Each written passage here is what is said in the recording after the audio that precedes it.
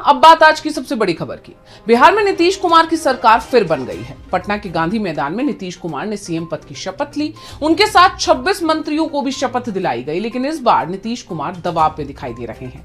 जिस तरह का दबदबा शपथ ग्रहण में बीजेपी का दिखाई दिया, उससे नीतीश कुमार असहज दिखाई दिए। तो कैसे नीतीश कुमार की बढ़ रही है मुश्किलें, देखिए रिपोर्ट। बिहार में भले ही नई सरकार का गठन हो चुका है, एनडीए ने शक्ति प्रदर्शन करते हुए शपथ ग्रहण भी किया, लेकिन नई सरकार का नेतृत्व करने जा रहे नीतीश कुमार कुछ उखड़े उखड़े दिखाई दिए। चेहरे पर तनाव नजर आया, जिसकी एक या दो नहीं अनगिनत वजह निकल कर आ रही हैं। और नीतीश के इस तनाव को देखकर दावा ये भी किया जा रहा है कि नीतीश बीजेपी से इतने नाराज हो गए हैं कि पाला भी बदल सकते हैं। ऐसा इसलिए क्योंकि नीतीश के नेतृत्व में एनडीए को 243 में से 202 सीट मिली है, लेकिन नीतीश की मांग पूरी नहीं की जा रही है। इसलिए शपथ लेते समय नीतीश के चेहरे पर तनाव दिख रहा था। इसकी वजह है सरकार में 26 मंत्रियों में जेडीयू के मंत्रियों की संख्या सिर्फ 8 होना, यानी 30% मंत्री पद ही जेडीयू को मिले हैं।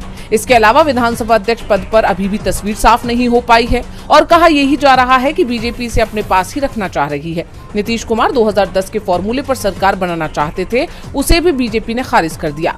इसी खींचतान के चलते नीतीश ने लगातार 2 बार अमित शाह से मुलाकात की। शपथ ग्रहण से एक शाम पहले नीतीश शाह से मिले, उसके बाद शपथ ग्रहण के दिन गांधी मैदान जाने से पहले अचानक नीतीश का काफिला उस होटल की तरफ मुड़ गया जहां अमित शाह ठहरे थे, लेकिन कोई हल नहीं निकला। इसलिए जब नीतीश शपथ ले रहे थे तो उनके चेहरे पर तनाव और आवाज में आत्मविश्वास की कमी दिखाई दी, यानी नीतीश पर दबाव बनाया जा रहा है। और जानकारों का मानना है कि नीतीश दबाव में काम नहीं करते, इसलिए चर्चा ने जोर पकड़ लिया है कि नीतीश पलटी नहीं मारेंगे, इसकी कोई गारंटी नहीं है। नीतीश कुमार दबाव में दिख रहे हैं। बड़ी जीत के चलते सरकार में उनका दबदबा कमजोर पड़ रहा है, तो बिहार की इसी बड़ी जीत को लेकर सवाल भी उठ रहे हैं। 175 हस्तियों ने, जिसमें सुप्रीम कोर्ट के जज से लेकर पूर्व ब्यूरोक्रेट और अर्थशास्त्री भी शामिल हैं, उन्होंने बिहार चुनाव को रद्द करने की मांग की है। तो क्या है पूरा मामला, देखिए रिपोर्ट। बिहार विधानसभा चुनाव के नतीजों पर सवाल गहराते जा रहे हैं। विपक्ष के बाद अब देश की 175 जानी मानी हस्तियों ने इस पर सवाल उठाए हैं, जिनमें सुप्रीम कोर्ट के पूर्व जज बी सुदर्शन रेड्डी, राजनीतिक अर्थशास्त्री परकला प्रभाकर,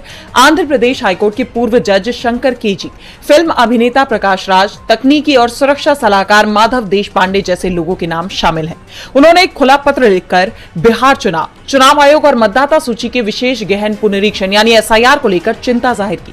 उन्होंने अपने खत में लिखा कि हम देश के नागरिक पूरी तरह पारदर्शी, जवाबदेह, मुक्त और निष्पक्ष चुनावों की मांग करते हैं। हम बिहार चुनाव के नतीजों को धोखाधड़ी मानते हैं और विपक्ष से भी यही मांग करते हैं कि वो इन्हें स्वीकार न करे। एसआईआर की मौजूदा प्रणाली एक ऐसी सरकार की इच्छा पूरी करती है जो किसी भी तरह सत्ता में बने रहना चाहती है। बदलाव के नाम पर मनमानी चुनाव प्रक्रिया होती है। अब धोखाधड़ी का ये खेल खुले तौर पर सामने आ गया है। वोटरों को जानबूझकर हटाया जा रहा है और उतनी ही सावधानी से नए मतदाता जोड़े जा रहे हैं ताकि एक खास ताकत के उम्मीदवार जीत सके। इस खत में आगे कहा गया कि यह हमारे लोकतंत्र और हमारे संविधान की रक्षा की लड़ाई का एक नया अध्याय है। हम बिहार की जनता के साथ खड़े हैं और इन चुनाव परिणामों को अस्वीकार करते हैं। हम मानते हैं कि कोई भी योग्य मतदाता नहीं छूटना चाहिए। उन्होंने यहां तक कि विपक्ष के इस चुनाव में शामिल होने पर भी नाराजगी जताई कि इस बदली हुई चुनाव प्रक्रिया में हिस्सा लिया। साथ ही ये चेतावनी भी दी कि जैसे जैसे आगे 12 और राज्यों में एसआईआर की प्रक्रिया लागू होती है, वो चुप नहीं बैठेंगे। इन प्रमुख हस्तियों ने आरोप लगाया कि मौजूदा नेतृत्व में चुनाव आयोग एक रक्षक की जगह भक्षक का काम कर रहा है। इस खत से विपक्ष के तमाम आरोपों को चुनाव आयोग, वोट चोरी के खिलाफ लोकसभा में नेता विपक्ष राहुल गांधी के अभियान को और बल मिल गया है। माना जा रहा है कि इसके बाद निष्पक्ष चुनाव की मांग के साथ देश के लोकतंत्र को बचाने के लिए देश में एक बड़ा मोर्चा खुल सकता है। यानी चुनाव आयोग और बीजेपी के लिए ये खत एक वार्निंग है कि जनता सब देख रही है। बिहार में चुनाव प्रक्रिया पर सवाल उठ रहे हैं और सबसे ज्यादा सवाल मुख्य चुनाव आयुक्त पर उठ रहे हैं। उन पर बीजेपी के पक्ष में काम करने के आरोप लग रहे हैं। अब विपक्ष की तरफ से मुख्य चुनाव आयुक्त ज्ञानेश कुमार के खिलाफ संसद में महाभियोग लाने की तैयारी शुरू हो गई है। तो कब आ सकता है ये प्रस्ताव, देखिए रिपोर्ट। विपक्ष ने अब मुख्य चुनाव आयुक्त ज्ञानेश कुमार के खिलाफ कमर कस ली है। इंडिया गठबंधन अब ज्ञानेश कुमार के खिलाफ महाभियोग प्रस्ताव लाने की तैयारी में है। इस खबर के सामने आते ही देश की राजनीति में उबाल आ गया है। माना जा रहा है कि यह प्रस्ताव दिसंबर में होने वाले संसद के शीतकालीन सत्र में लाया जाएगा। इसे लेकर अब तैयारियां तेज हो गई है और गठबंधन के अंदर विचार विमर्श भी शुरू हो गया है, क्योंकि विपक्ष लंबे वक्त से शिकायत कर रहा है कि उसे चुनावी प्रक्रियाओं, ईवीएम की विश्वसनीयता, गलत वोटर लिस्ट और एसआईआर से जुड़े बुनियादी सवालों के जवाब लंबे वक्त से नहीं मिल रहे हैं। बताया जा रहा है कि कांग्रेस और इंडिया गठबंधन एक लंबी फेहरिस्त तैयार कर रहे हैं जो महाभियोग प्रस्ताव का मुख्य आधार बन सकती है। इनमें प्रमुख बातें हैं। विपक्ष को लगता है कि आयोग का रवैया सवालों के जवाब देने के बजाय उन्हें टालने का है।